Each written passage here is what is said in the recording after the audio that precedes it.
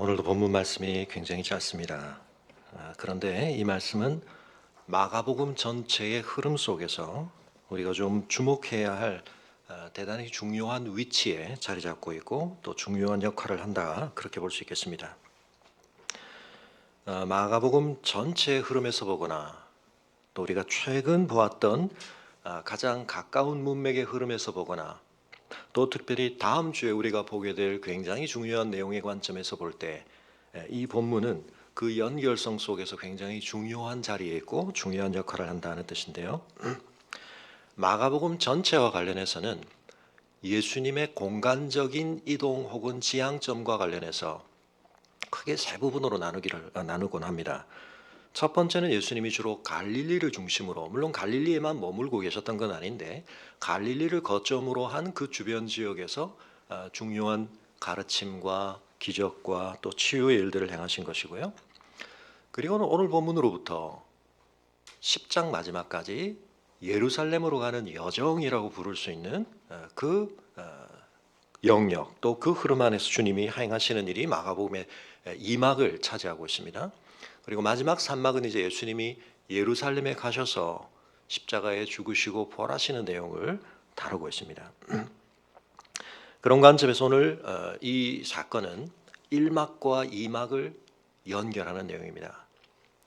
근데 이것이 2막의 서론일 뿐만 아니라 왜 1막의 결론과 연결되느냐 하면 우리가 지난주까지 보았던 이야기의 한 흐름, 특별히 제가 과로가 있다 그런 말씀을 드렸는데 지난주에 말씀드렸던 놈 기억하시죠? 네, 세 부류의 사람으로 제가 좀 규정을 해봤습니다만 예수님에 의해서 배고픔을 면한 사람들, 근데 예수님이 주시는 생명의 떡을 안 먹는 사람들, 먹기는 먹었는데 제대로 소화가 안 되는 사람들, 이 부류와 관련된 이야기, 그 앞에 뭐가 있었냐면 치유의 기적 이야기가 있었습니다. 듣지 못하고 말을 제대로 하지 못하는 사람. 그런데 그 치유와 이 치유 이야기가 왜 인클로지오를 이루는가, 왜 뭔가 연결성을 가지고 가운데 있는 내용들을 포괄한다고 볼 수 있는가, 이 두 이야기가 마태나 마가에는 없는 치유 기적입니다. 마가에만 기록된 것입니다. 그리고 이 둘은 굉장한 공통점을 가지고 있습니다.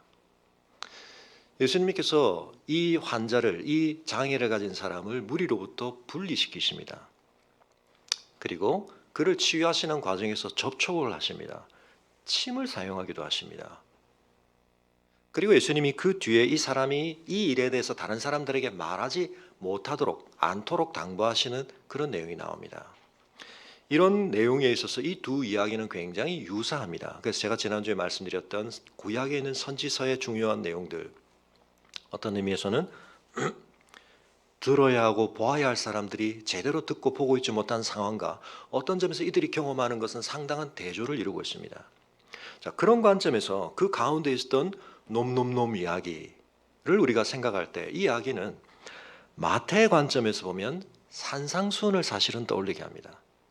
산상수훈, 마태복음의 첫 번째 5번에 걸친 강화, 예수님의 가르침이 마치 율법서를 대표하는 것처럼 등장을 하는데 그 가운데 제일 첫 번째 중요한 가르침이 산상수훈이죠. 마태복음 6, 5, 6, 7장인데 그 가운데서도 6장이 중심에 있고 6장의 교훈의 가장 중심에 뭐가 있냐면 주기도문이 있습니다. 그리고 주기도문은 누가복음의 관점에서 보면 예수님이 하고 계신 하나님 나라의 운동의 본질과 성격이 뭔가를 강령처럼 예수님께서 압축해서 가르쳐 주신 겁니다. 이 기도라는 방식을 통해서, 근데 그는 기도의 주문이 아니라 그들이 그 기도를 늘 품고 그 기도를 해야 한다는 관점에서 자신들의 정체성, 자신들이 하고 있는 하나님의 나라의 사역을 어떻게 이해할 것인가, 그걸 이제 담고 있는 건데요.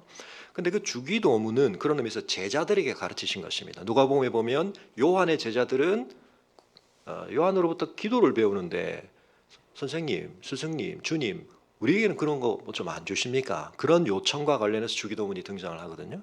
그러니까 이건 예수님께서 자신을 따르는 자들에게 주신 대강령입니다.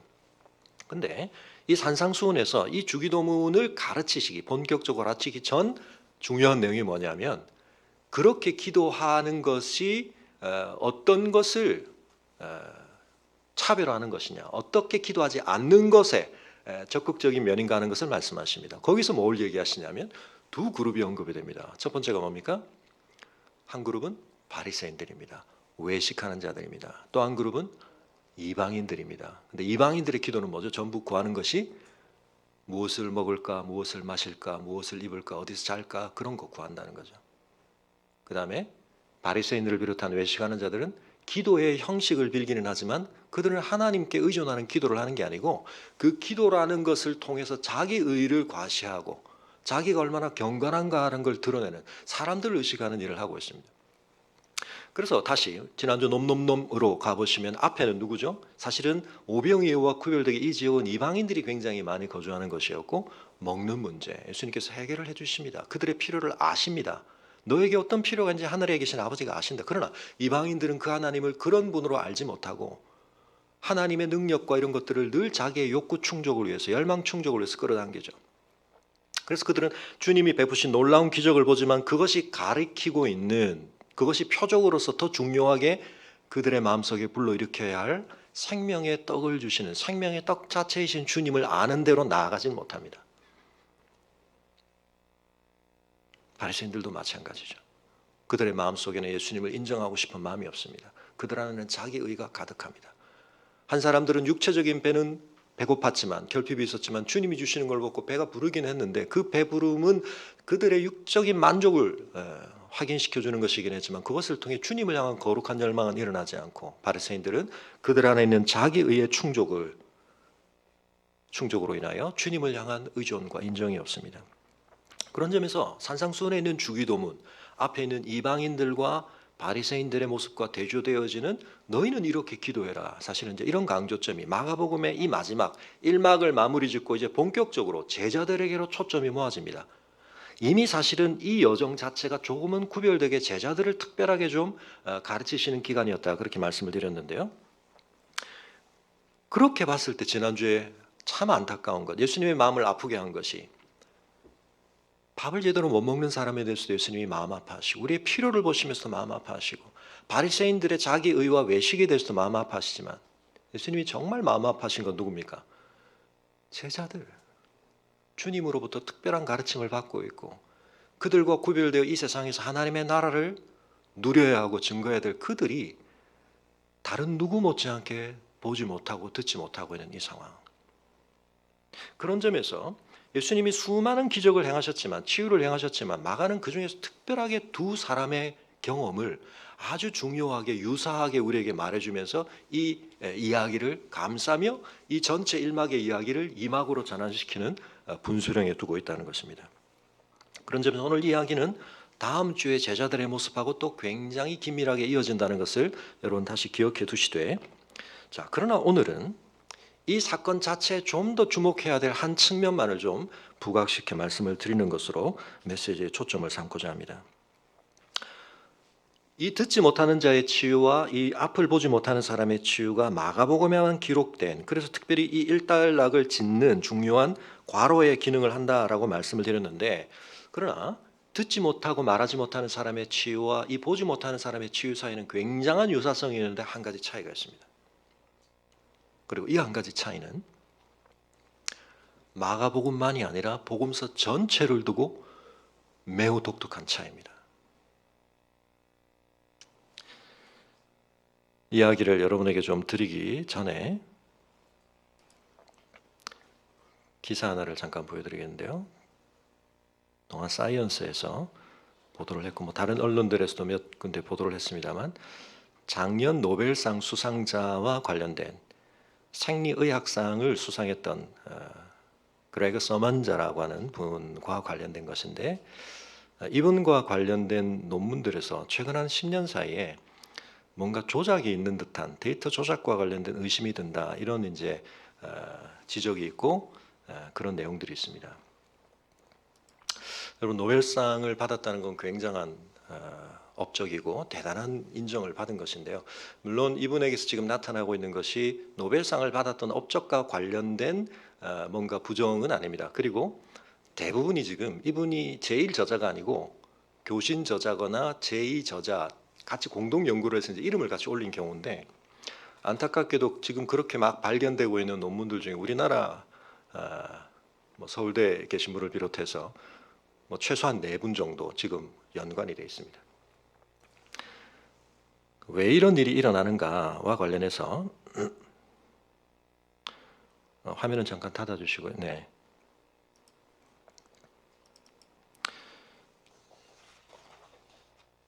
네, 화면 다시 열어주시고 이 분인데요.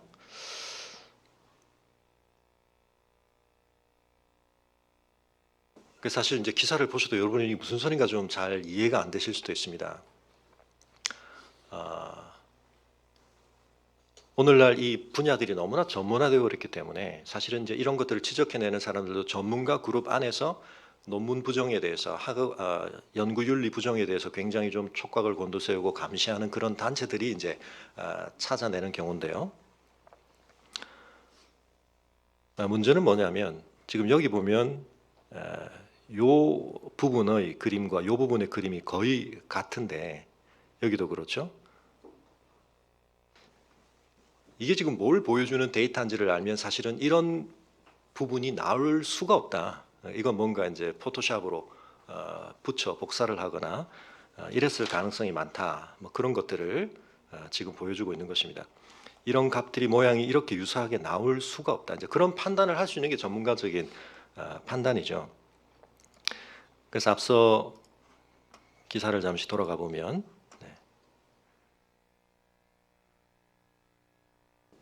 좀 죄송한 표현이지만 이 많은 분들은 이걸 읽어도 이 무슨 소린가를 좀 알기가 어렵게 되는데요.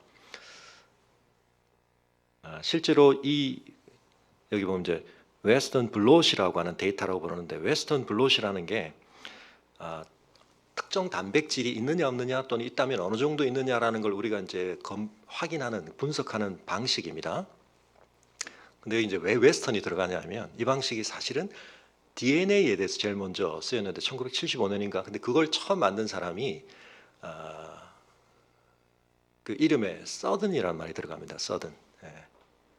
앞 이름이 지금 제가 기억이 안 나는데 서든이라는 사람이 들어갑니다. 에드윈 서든인가. 네. 그러니까 이제 이 사람이 처음 그 방법을 만들고 나서 이 방법이 이제 RNA에도 적용이 됩니다. 그럴 때 이제 학자들이 붙이기를 서든이었기 때문에 그 다음에 노든이라고 붙입니다. 그러니까 여기서는 이제 이걸 단백질에 적용을 한 거거든요. 이게 웨스턴을 붙인 겁니다. 그러니까 이제 이름들도 그 사람들은 재밌게 붙였는지 모르고 우리는 가만 들을 때 이게 갑자기 왜 웨스턴이 나오나 싶은데 처음에는 이제 서든 이름에 있는 서든을 가지고 노든 웨스턴 이렇게 가는 거고요. 어떤 의미에서는 이게 이제 그 막을 이렇게 덮는 뭐 이런 것들을 통해서 검출을 하는 방식인데 이 안에는 전기를 사용을 해서 그 단백질이 어떤 이동을 하게 만들고 그 분자량에 따라서 그 막을 통과하는데 이제 이동 속도에 크기에 따라서 이제 이동 속도의 차이가 생기고 그걸 어떻게 이제 검출해 내는가와 관련된 여러 방식들이 사용이 된 것인데요.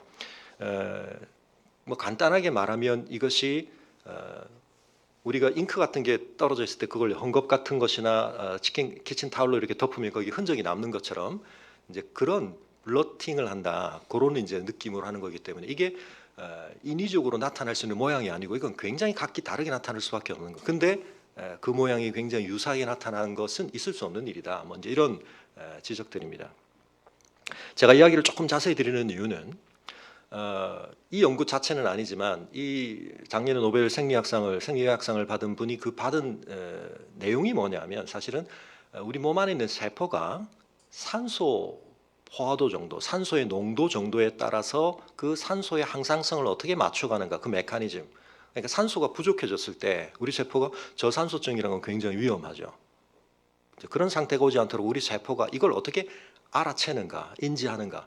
그 다음에 골수에 있는 이제 신호를 보내서 어떻게 적혈구를 더 생산해라 신호를 보내는가. 이 메커니즘을 이제 찾아낸 겁니다. 굉장히 대단한 거죠. 근데 이게 뭐하고 관련이냐면 사실은 암하고도 관련이 있다. 사실은 암이 이 저산소 상황에서 굉장히 잘 살아남는 특성을 가지게 되고 이러면 이제 치료제에도 굉장히 저항이 생기고 그래서 이제 HI5라고 하는 HIF1이라고 하는 그러니까 이제 저산소를 유발하는 팩터 요인으로 이제 볼 수 있는 유전적인 어떤 측면을 찾아냈습니다. 그래서 이제 굉장히 중요한 암 치료와도 관련된 유전적인 치료의 길을 열기도 하고 이제 이런 성과들이 받아들여진 건데요. 제가 간략히 설명을 드렸지만 무슨 소리인지 모르겠다 하시는 분들도 계시겠지만 사실 우리의 몸 안에서 우리가 굉장히 당연하게 생각하는 호흡을 한다. 이게 우리가 생리적으로 어떤 현상인가 하는 건 대충 알았지만 여러분 사실 우리가 산소의 존재 자체를 안 게 그렇게 오래 안 됐죠. 플로기스톤 이론이 더 지배적이었습니다. 산소라는 걸 몰랐습니다. 근데 우리가 호흡은 평생 해왔지 않습니까? 인류가 예전에도 호흡했습니다. 근데 이게 무슨 작용인가? 우리 몸 안에서 그 일이 어떻게 작동되는가? 우리의 건강을 어떻게 우리 몸이 놀랍게 맞춰가는가? 여러분 연구를 하면 연구를 할수록 우리 몸이 너무나 놀랍습니다. 그냥 어떻게 자동으로 되겠지? 여러분 그 속에 정말 작은 어떤 것들이 중요한 역할을 해서 우리 몸의 건강이 유지가 되고 있는 겁니다. 거의 기적적입니다. 이런 일들이 우리 몸 안에서 우리의 의식을 초월해서 일어나고 있다는 것 자체가. 여러분 그것도 기억을 해주시고요. 근데 다시 앞으로 돌아가서 이런 엄청난 발견을 한 사람이 왜 연구 부정과 지금 관련이 되는가?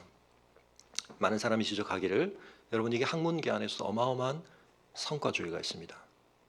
결과를 중요하게 생각합니다. 그리고 자기 결과에 대한 신빙성을 더하려면 어떻게 될까요? 이미 그 분야에서 상당한 업적을 나타낸 사람, 크게 인정받고 있는 사람하고 연결을 해야 하는 것입니다. 그래서 그 사람의 이름이 내 논문에 얹혀지면 내 논문에 대한 신뢰도가 내 연구에 대한 어떤 뭔가 가치가 굉장히 올라가는 거죠. 어떤 과정을 거쳤는가 사람들이 잘 안 봅니다. 그러니까 그런 촉각을 가지고 보는 사람들은 뻔히 보이는데 연구 부정이 그런 수준에서 저질러지고 있다.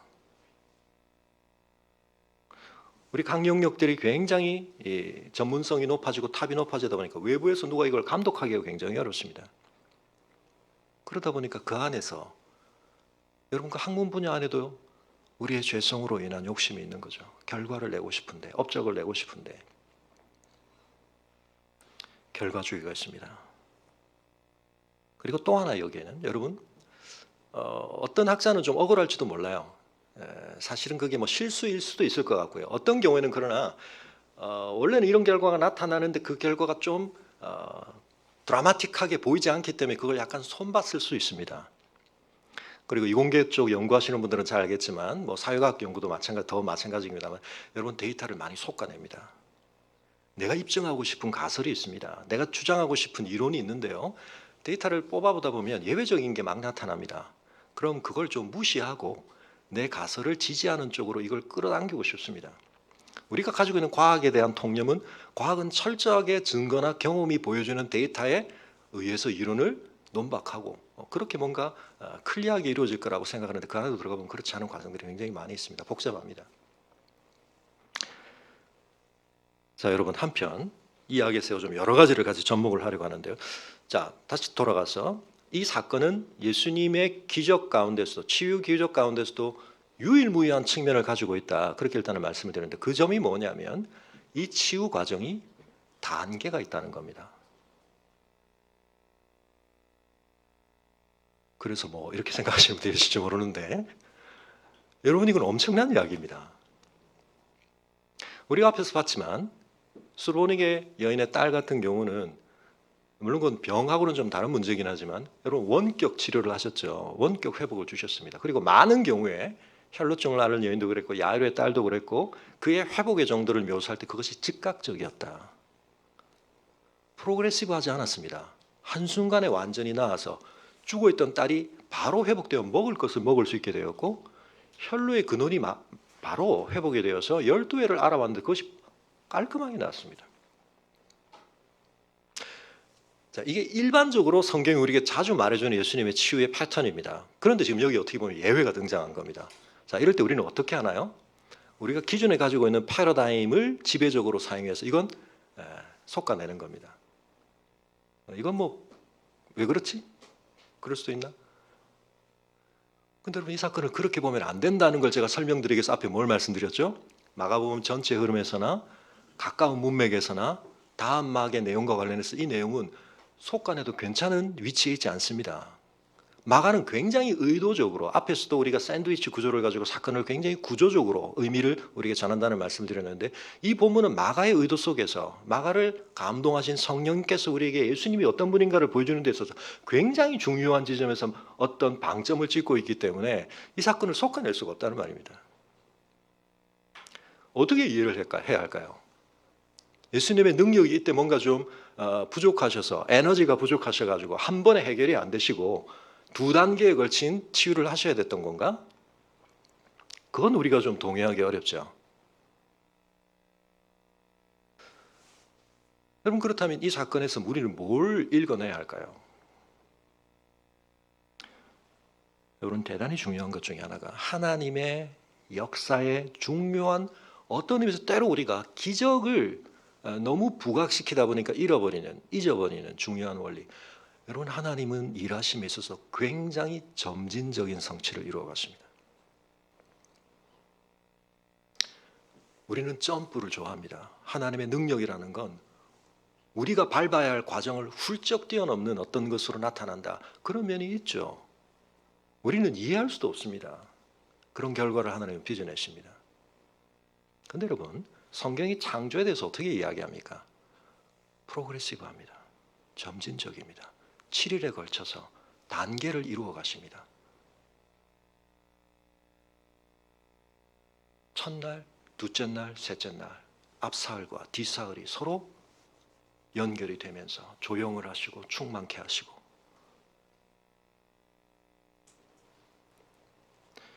하나님께서 이 전체 구원 역사를 이루어 가시는 데 있어서도 하나님이 즉흥적이고 우발적이고 임기응변적으로 역사하시는 게 아니라 어마어마한 하나님 자신의 마스터 플랜을 가지시고 그걸 줄기차게 성취해 가십니다.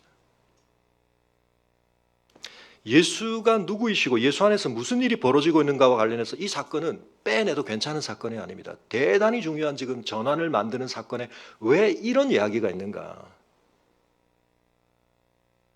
여러분 하나님이 어떤 단계를 둘로 나누셨다는 건 어떻게 할 수도 있다는 얘기죠?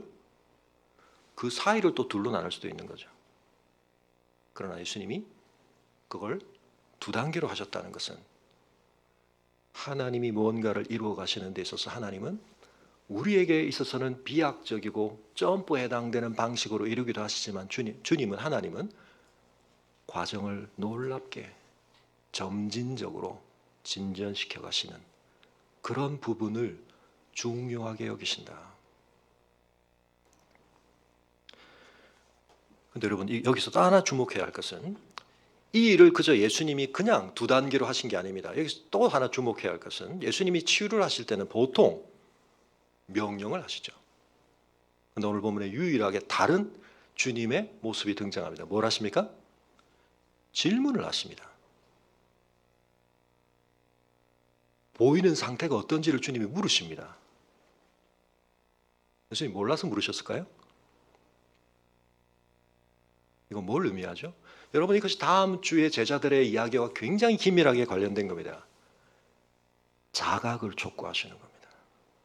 자각의 중요성을 얘기하시는 겁니다. 내 안에 지금 무슨 일이 일어나고 있는지에 대해서 주님은 굳이 그 사람의 자기 보고를 듣지 않으면 알 수 없는 분이 아니신데 그 이야기를 스스로 하게 하십니다. 그래서 저는 이 사건이 너무 중요하게 보이는데 많은 분들이 주석에 보면 이 사건을 굉장히 쉽게 넘어가 버립니다. 이건 마치 우리가 이미 입증하고 싶은 이론과 우리가 그리고 있는 그림에 뭔가 좀 어울리지 않는 부분이기 때문에 주목하지 않는 것, 속아내는 것하고 비슷한 것 같습니다. 여러분 우리가 하나님의 말씀을 총체적인 진리라고 말할 때 가장 중요한 전제는 뭐냐면 하나님의 일관성에 대한 고백입니다. 여러분 이단들은 여기에 대해서 꺼리낌이 없습니다. 아무런 부담을 느끼지 않습니다. 그래서 성경 여기저기서 자기들이 말하고 싶은 걸 다 짜맞춰 놓고 하나의 새로운 이론을 보여주는데 새로워 보이고 우리가 그동안 궁금했고 몰랐던 것이 굉장히 해명되는 것 같고 또 새로운 강조점이 주어지는 것 같고 그게 또 옳아 보이고 여러분 이게 문제입니다. 한국교회가 성경 전체를 소중하게 하나님의 말씀으로 전하지 않기 때문에 이단들이 마음대로 속아냅니다. 마음대로 이야기를 만들어냅니다. 마음대로 하나님을 그리게 만듭니다.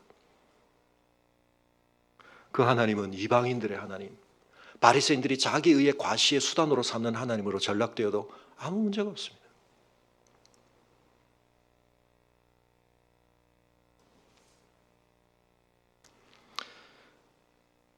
하나님이 우리 안에 역사해 가시는 데 있어서 여러분 우리에게 생리적인 우리 하나님의 첫 창조에 속한 우리의 몸 안에서 우리가 자각하지 못하는 수준에서 놀라운 미세 과정들이 얼마나 교묘하게 신비롭게 놀랍게 일어나고 있는지 모릅니다. 산소가 내 몸 안에 들어가서 에너지 대사를 하기 위해서 필요한 농도의 변화가 있을 때 그걸 내 몸이 내 세포가 어떻게 자각하고 거기에 어떻게 반응해서 골수에서는 어떻게 다시 적혈구를 증가시키는 이런 메커니즘이 일어나는가, 여러분 이걸 알게 되면 노벨상을 받는다고요. 우리가 그걸 다 몸으로 너무 자연스럽게 경험하고 있지만 우리는 그걸 자각하지 못합니다. 그런데 놀랍게 인간에게 주신 하나님의 지식은 이런 것들을 파악해가고 있습니다. 여러분 다윈은 세포가 굉장히 단순한 걸 거라고 가정했습니다. 그런데 지금 분자 생물학의 차원으로 들어오고 보니까 여러분 세포 하나 안에서 일어나는 일이 어마어마한 일이 일어나고 있습니다.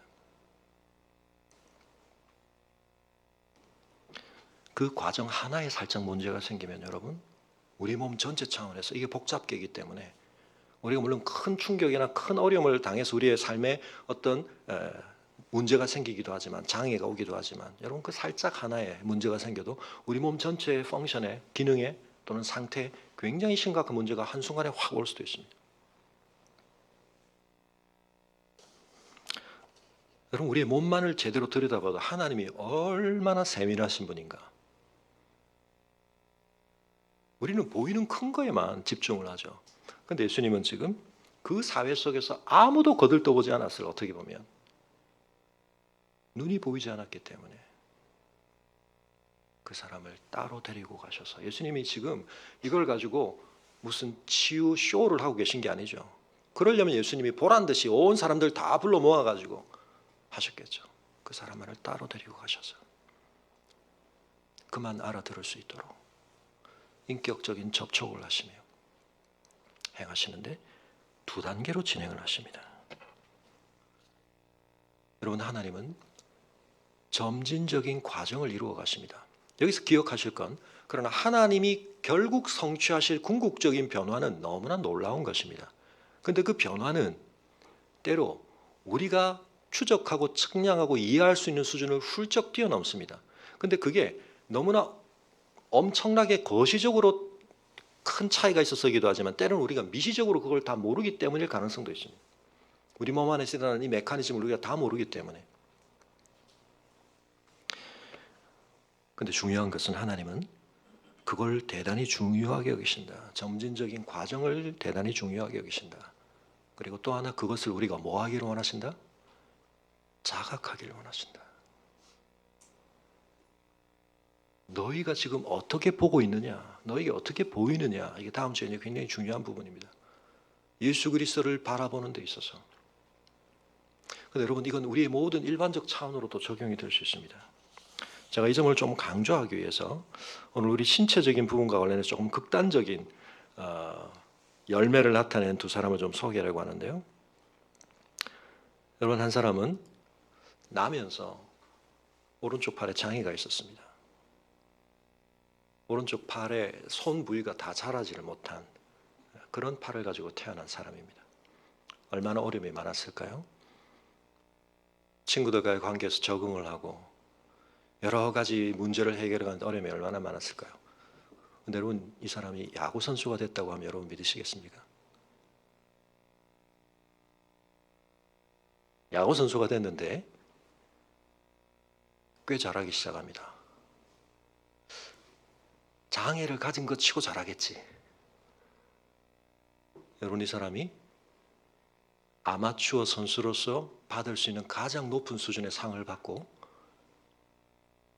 야구의 종주국인, 지금 월드시리즈가 진행되고 있는데 참 교만한 이름이죠. 자기들 나라에서 하는 야구인데 월드시리즈라고. 미국에서 1등하면 전 세계 야구 1등이라는 얘기인데 여러분 거기 미국 국가대표가 됐습니다. 근데 여러분 이 사람이 88 올림픽 때 왔었습니다. 88 올림픽 때 야구가 시범 종목이었는데요. 안타깝게도 이 사람이 우리나라를 패하게 만들었습니다. 미국의 5대 3으로. 네, 조금 전에 보신 이 사람인데요. 이 경기 결승에서 이 사람이 완투승을 합니다. 미국이 금메달을 땁니다. 이 사람은 금메달리스트가 됐습니다. 아마추어는 그렇겠지. 미국의 야구의 꽃은 프로. 여러분 이 사람이 프로에 갑니다.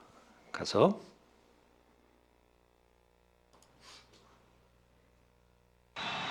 Oh for 3, and Abbott starts him with a strike. This is the fourth. 지금 무슨 장면이냐면 여러분 이 사람이 노히터 경기를 합니다. 이게 무슨 말이냐면 한 투수가 1회부터 9회까지를 다 던지어서 승리를 하는 것. 근데 그게 아무 점수를 안 주면 이제 완봉인데 더 나아가서 어떤 주자도 안타로 출루를 안 시키고 승리를 하는 1회부터 9회까지 혼자 던져가지고 그 경기를 완수한 겁니다. No hitter taken into the ninth inning this year. Chris Bosio finished his off. He got one for Seattle. This one drops a little.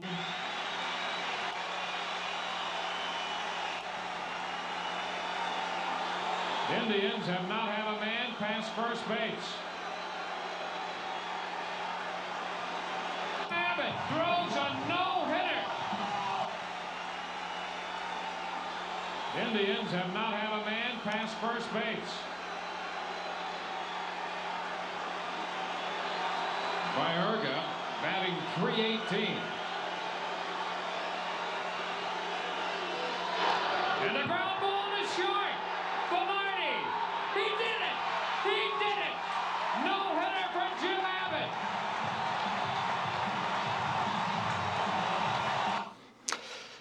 네, 유튜브에 들어가시면 이 전 경기가 올라 있는 영상이 있습니다. 이 사람에 대해서 여러 가지 또 성장 과정을 보여주는 그런 편집된 것들도 있고요. 저는 여기서 손이 나오지 않고 여기서 이제 스톱되어 있는데 오른손으로 글러브를 이렇게 얹어서 투구를 합니다. 그런데 여러분 상대팀이 결국 어떻게 할까? 이 사람의 약점을 이용하는 거죠. 번트를 댑니다. 수비를 못할 거라고 생각하고. 근데 여러분 놀랍게 수비를 합니다. 어떻게 하냐면 여기 손을 던지고 던져서 즉시로 왼손으로 글러브를 갈아 끼고 잡아서 글러브를 빼서 즉시로 던집니다. 이걸 에봇 스위치라고 하는데 짐 에봇이라고 하는 선수입니다. 여러분 메이저리그에서 노히터 경기를 할 수 있는 투수는 메이저리그 전체에서 많지 않습니다.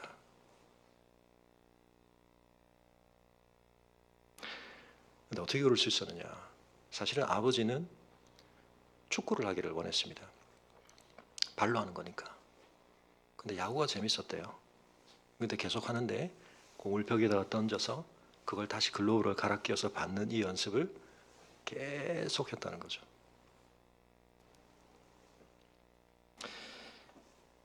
이 선수가 조금씩 더 잘할 때마다 많은 사람들이 거기까지일 거야. 거기까지일 거야. 여기서는 안 통해. 그걸 깨버린 거죠.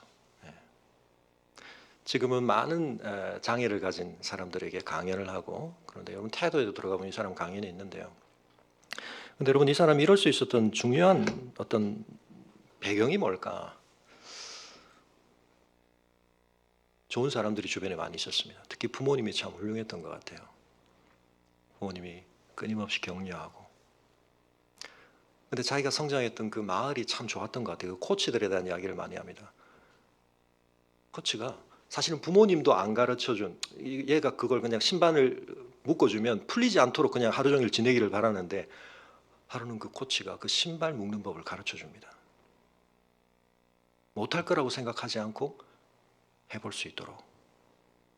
미식축구 코치가 출전 기회를 줍니다. 참 멋진 사람들이 주변에 많았구나. 그 사람들이 크리스찬 아니었을까? 저는 혼자 그냥 그렇게 기대해 봅니다. 또 한 사람 이야기를 좀 해드리겠습니다. 이 사람은 날 때부터 그랬는데요. 또 한 사람은 날 때는 아무 문제가 없었습니다. 카롤리 타카스라고 하는 사람인데요. 1938, there was a man. 시간 관계상 그냥 제가 설명으로 드리겠습니다. 네. 1910년에 태어났는데요. 이 사람은 사격을 굉장히 잘했습니다. 그래서 이미 세계적으로 사격을 굉장히 잘하는 사람이었는데 문제는 이제 38년인가요? 군에 가서 훈련을 받던 중에 수류탄 사고로 오른손을 잃게 됩니다. 자기 인생이 끝난 거죠. 자기를 세계적인 1위로 만들어줄 수 있는 그 손을 잃어버렸으니까. 근데 놀라운 것은 이 사람이 왼손으로 연습을 했습니다. 그래가지고 39년인가? 네. 세계 선수권대회에서 또 우승을 합니다. 여러분 날 때부터 장애가 있는 것도 굉장히 어렵지만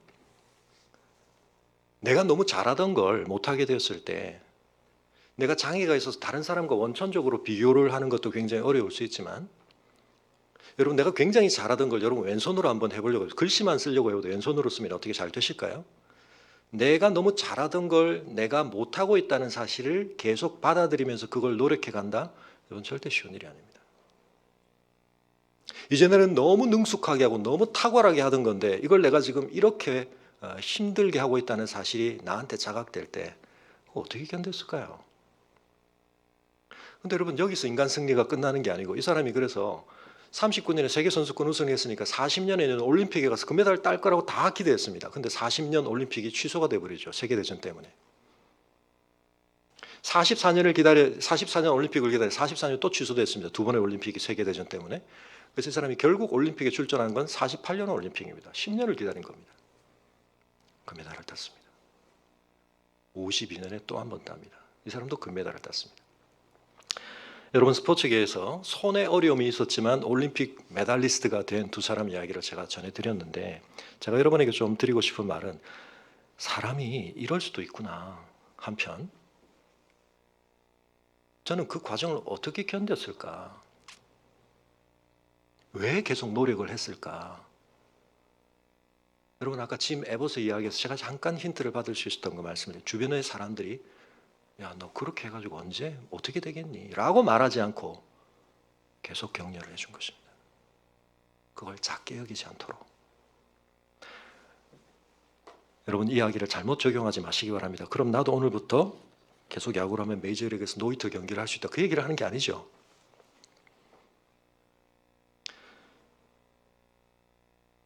여러분 우리는 결과에 대한 만족, 결과가 가져다주는 보람, 결과가 가져다주는 그 결과를 엄청난 결과를 얻고 싶은 동기만을 얘기하는데요. 여러분 때로는 그 엄청난 결과에 대한 갈망이 우리의 현재의 모습을 비참하게 보이게 만들 수 있습니다. 내가 저기 가고 싶은데 내가 여기서 이러고 있다는 사실이 견딜 수 없게 만들 수 있습니다. 카롤린 타가스 같은 경우 여러분 내가 그렇게 탁월하게 하던 걸 내가 이렇게 못하고 있다는 사실이 누가 말해서가 아니라 자기 온몸으로 느껴질 거 아닙니까? 근데 그걸 하고 있다. 여러분 이런 사람들은 거의 대부분 학습 동기가 충만한 사람들입니다. 내 안에서 일어나고 있는 작은 변화 누구도 알아채주지 않는데 내 몸 안에서 어제보다 뭔가 좀 느낌이 달라. 어제보다 벽과의 거리가 좀 더 짧아졌어. 그래서 우리는 거기 까질 거라고 생각하는데 그 사람은 그걸 계속 이어 붙였더니 어디가 나왔다고요? 메이저리그에서 노히터 경기를 하고 금메달을 따고. 여러분 우리 각자의 은사는 다를 수 있습니다. 그러나 하나님의 창조 질서 안에서도 이것은 대단히 중요하게 여러분 기억하셔야 할 원리입니다. 지속적인 노력이 무엇을 가져다 주는가? 누적의 힘이 어떻게 나타나는가? 근데 우리 대부분은 왜 그걸 못 누리는가? 우리는 그 작은 변화를 보잘것없게 생각하기 때문입니다. 그런데 예수님이 이미 이 하나님 나라의 원리에 대해서 말씀하셨죠. 뭐 말씀하셨습니까? 겨자씨 한 알. 그게 어떻게 자라는가 보라. 그걸 가지고 하나님의 나라를 보는 렌즈를 만들어라. 하나님 나라는 그렇게 이루어져 간다. 여러분 근데 그것은 이 첫 창조 세계 안에서도 당연한 진리입니다. 그런데 더더욱 예수 그리스도의 새 창조 안에서는 더 놀라운 진리입니다. 영적인 차원으로 적용을 해보자면 여러분 신앙생활을 한 지가 10년이고 20년이 지났는데 우리가 사실 제자리 걸음 내지는 심지어는 심각하게 퇴보를 하고 있는 우리 자신을 발견할 수도 있습니다.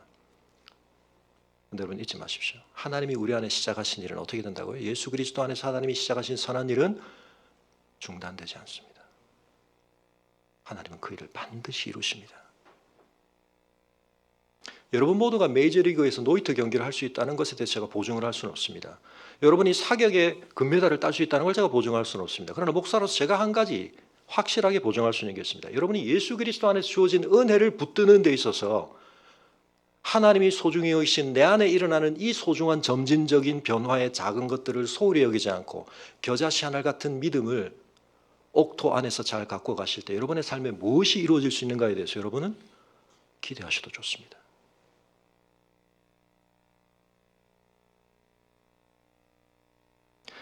예수님 지금 그 이야기를 하고 계시는 겁니다. 여러분 앞이 보이지 않는 사람이 뭔가 흐릿하지만 뭔가를 보기 시작했을 때 그 기쁨을 주님이 느끼게 하시는 겁니다. 그러면서 여러분 그게 얼마나 큰 동기가 됐을까요? 움직이니까 사람인 것 같긴 한데 그가 만져서 알았던 건지 예전에 시각을 완전히 잃기 전에 본 경험이 있었는지 뭔가 나무 같은 것이 움직인다. 사람인 것 같은데 나무처럼 움직인다. 그리고 한 걸음 더. 여러분 이 사건 속에서 하나님이 우리의 점진적인 변화와 성장을 얼마나 소중히 여기시고 그걸 얼마나 주목하시고 그리고 그것을 특별히 우리가 자각하기를 얼마나 원하시는가. 그래서 제가 영적인 우리의 변화와 성장 관련해서 자발성 그리고 자각 뭐 이런 이야기를 굉장히 제가 많이 드렸잖아요. 여러분 이건 제 안에서 경험된 일입니다. 빌립보서 2장에는 우리 암송 선고처럼 하나님이 우리 안에서 행하시는 일을 근데 우리가 그 하나님의 뜻을 내 손으로 품고 이것이 공명되기 시작할 때 내가 그걸 자각하기 시작할 때 여러분 이건 전혀 다른 차원입니다. 우리 몸 안에서 산소에 대한 일이 어떻게 일어나는지를 우리가 제대로 지식적으로 자각하지 못할 때와 그 메커니즘을 알고 나게 되면 여러분 굉장히 다른 것들에 대해서 우리가 달라집니다. 호흡이 굉장히 중요하거나 또 때로는 이런 부분 관련해서 치료는 이렇게 할 수 있겠구나. 이런 부분들을 우리가 이제 연결시키게 되고 그런 부분들에 대해서 올바르게 더 반응할 수 있는 면들이 생기는 거죠. 여러분 한국 기독교 안에 얼마나 많은 이 뻥튀기가 있는지 모릅니다. 하나님의 은혜를 받는다는 것은 어마어마한 점프를 하는 것이고 어마어마한 어떤 비약을 하는 것이라고만 생각하지 하나님이 이 첫 창조를 통하여 이루고 계시고 그 새 창조 안에서도 지속돼 하나님의 변화와 역사의 점진성 쌓아가심 그리고 그것을 우리가 소중히 자각하게 될 때 그 안에서 일어나는 어마어마한 우리의 마음이 실리고 우리의 동기가 충만해지고 우리가 그것을 견딜 수 있게 되고 극복해 갈 수 있게 되는 이 어마어마한 것에 대해서 여러분 교회가 모릅니다. 우리 안에서 짐 에봇 같은 사람이 나와야 되지 않겠습니까? 인간적인 의지와 인간적인 어떤 격려를 넘어서서 하나님의 나라를 아는 자들답게 우리가 그런 사람을 지지해주고 격려해주고 그의 은사를 찾고 발견하고 발휘할 수 있게 해주고 여러분 이 일이 우리 가정 안에서도 일어나야 되겠죠. 부모된 여러분, 여러분의 가정에 짐 에봇이 있고 카롤리 타가스가 있다는 사실을 잊지 마시기 바랍니다. 근데 우리가 그 일을 할 수 있게 되려면 내가 그 일을 자각해 봐야 됩니다. 하나님이 나를 어떻게 보고 계시고 하나님이 내 안에서 어떻게 역사하고 계시고 내가 거기에 대해서 튜닝이 되어서 어떻게 내가 그 일을 정말 놀랍게 체험해 보는가. 여러분 이게 있어야 우리가 남한테 그 일을 해줄 수가 있습니다.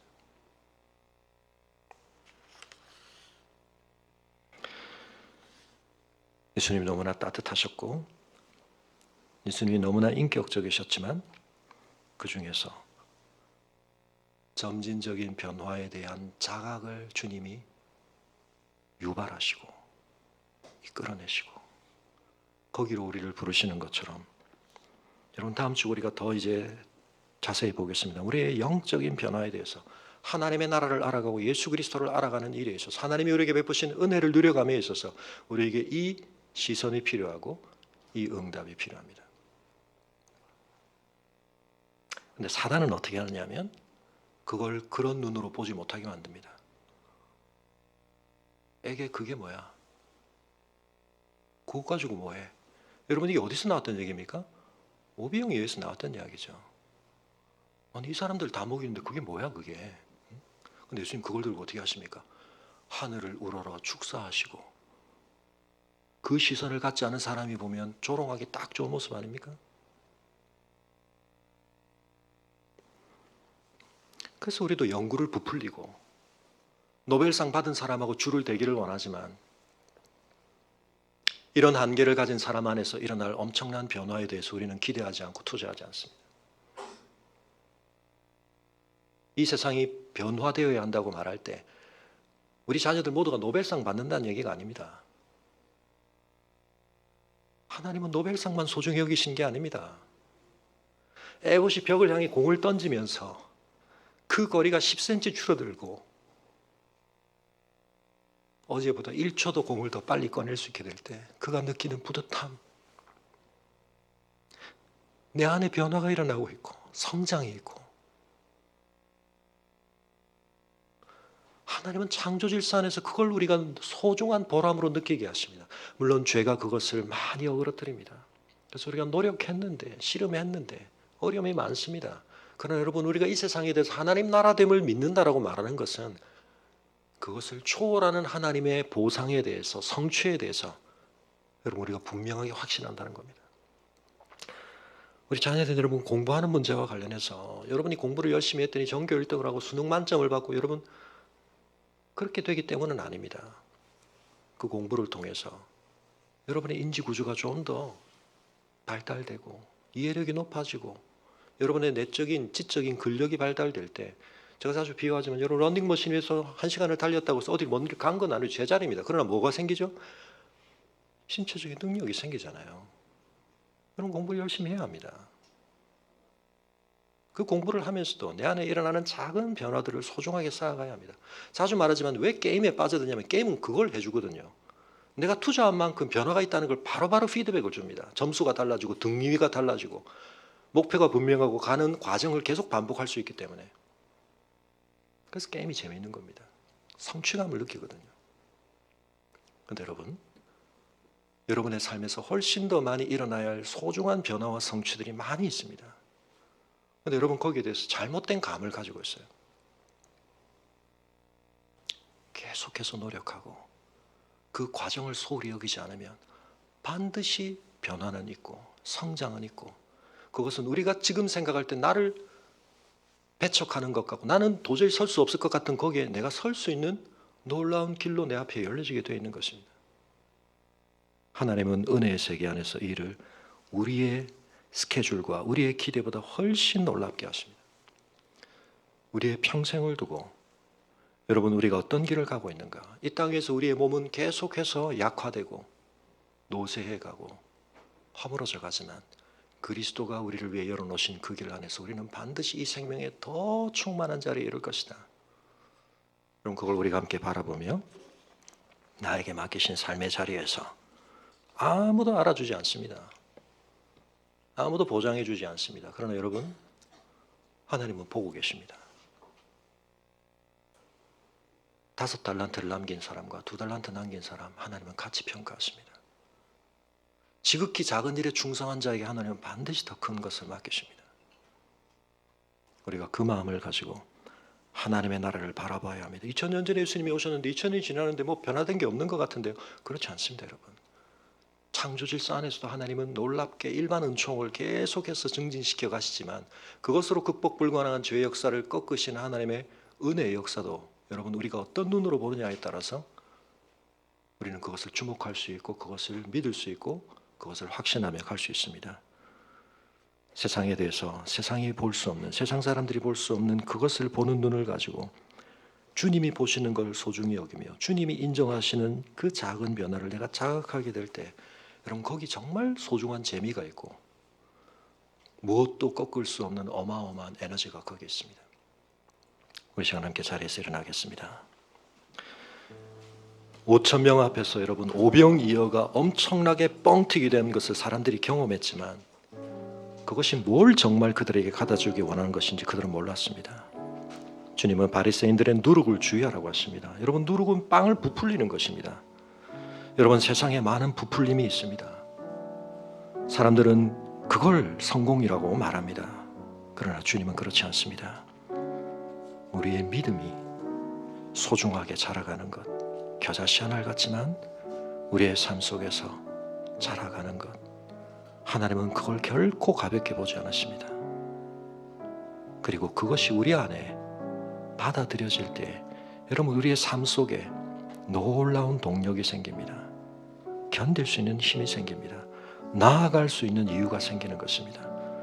우리가 주님 안에서 그러한 삶으로 부름받았다는 사실을 다시 한번 기억하며 우리 시간 함께 기도할 때 하나님이 소중히 보시는 특별히 가장 중요한 우리의 마음 안에 있는 영적 변화를 우리도 소중히 바라보며 더디고 힘들지만 끊임없이 나아가게 하시고 성장하게 하시고 그것을 하나님 앞에 값지게 여기며 또 한 걸음 전진의 발판으로 삼아 전진해가는 우리가 되게 하여 주옵소서. 우리를 둘러싸고는 환경과 상황은 굉장히 어렵지만 우리가 이 길을 나아가기를 원합니다. 함께 기도하겠습니다.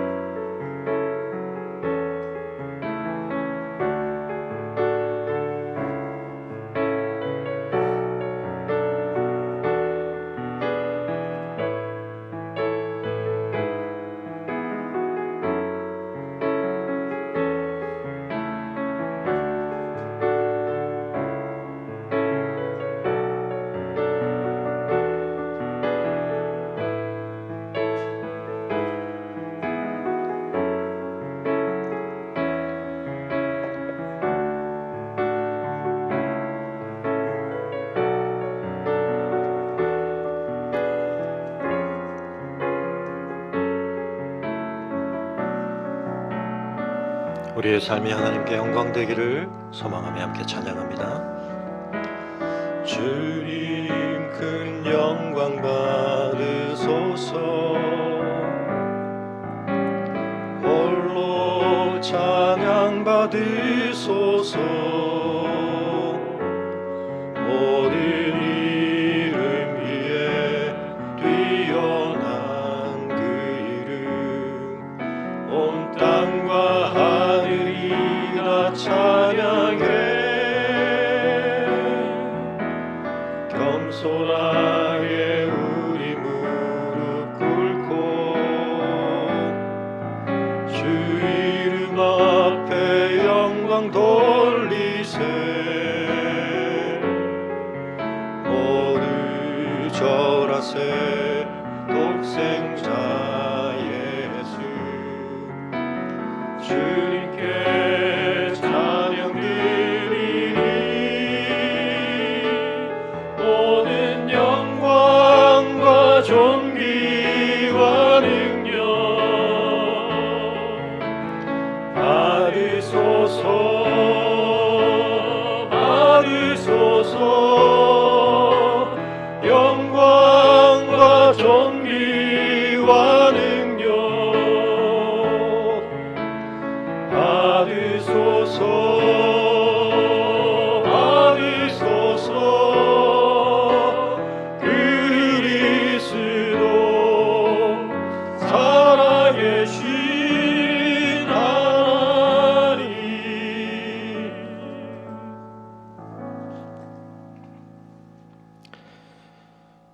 고마우신 아버지 하나님, 저희가 너무나 익숙하고 당연하게 누리는 우리의 삶이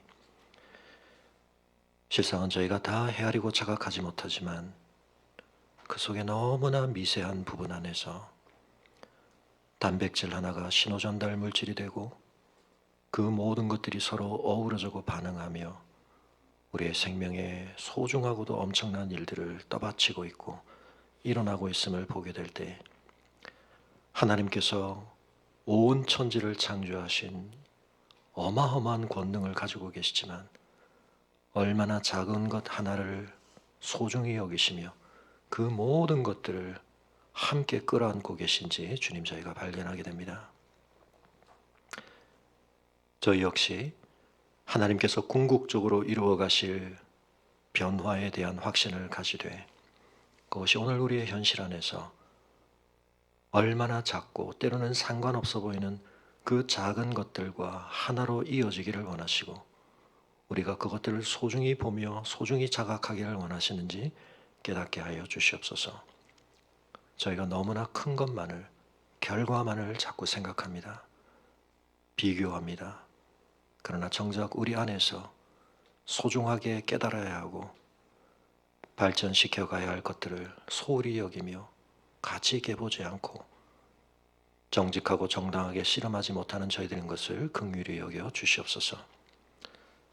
이 온 세계를 변화시키실 하나님의 역사가 내 몸 안에서, 내 마음 안에서 일어나는 작은 변화들과 다 있다는 사실을 잊지 않게 하시고 그 한 영역 안에서 우리가 주님의 도우심과 이끌어 주심과 힘주심의 은혜를 확인하게 될 때 그것이 우리 온 삶의 영역으로 파급되게 하시고 확장되게 하시고 그로 말미암아 세상이 줄 수도 빼앗아갈 수도 없는 우리를 견디게 하고 전진해 가게 하고 놀라운 성취에 이르게 하는 아름다운 동력이 될 수 있도록 저의 마음과 관점을 새롭게 하여 주시기를 원하오며 무엇보다도 하나님의 말씀을 보며 하나님의 나라를 깨닫는 예수 그리스도가 내 삶에 어떤 분이시고 어떤 분이셔야 하는지를 깨달음에 있어서 말씀을 대하고 기도의 삶을 쌓아갈수록 저희 안에 더 밝기 봄이 있게 하시고 더 올바르게 응답함이 있는 저희들 될 수 있도록 또 한 주간의 삶을 붙들어 주시기를 원하오며 우리 공동체가 이 세상 속에서 세상의 관점과 태도와 달리 하나님의 소망을, 하나님의 역사를, 하나님의 일하심을 증거하고 북돋아가는 공동체 될 수 있도록 은혜 베풀어 주시기를 간구하오며 이제는 우리 주 예수 그리스도의 은혜와 우리 아버지 하나님의 그 크신 사랑과 성령의 감화 감동 교통하심이 우리 안에서 이 세상 안에서 점진적으로 변화를 이루어 가시되 우리가 꿈꾸고 기대할 수도 없는 그 어마어마한 변화를 겨자씨 하늘 같은 우리의 믿음과 더불어 일으켜 가기를 원하시는 그리고 그것을 우리가 더 자각하며 응답해 가기를 원하시는 주님의 부르심에 눈높이를 맞추며 마음을 맞추며 한 주간의 삶을 통해 응답하기 원하는 주의 성도들의 걸음 위에 지금부터 영원토록 함께 하시기를 간절히 축원합니다. 아멘.